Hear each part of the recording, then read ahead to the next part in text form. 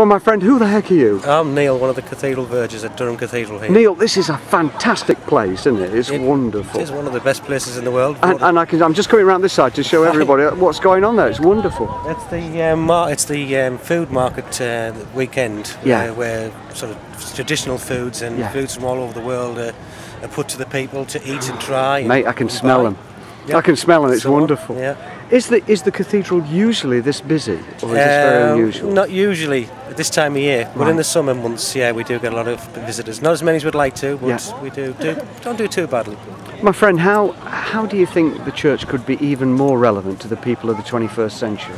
Well, practice what they preach. In that sense, I think we all have a responsibility for each other, and sadly lacking. That's not just lacking in the church; it's lacking in humanity.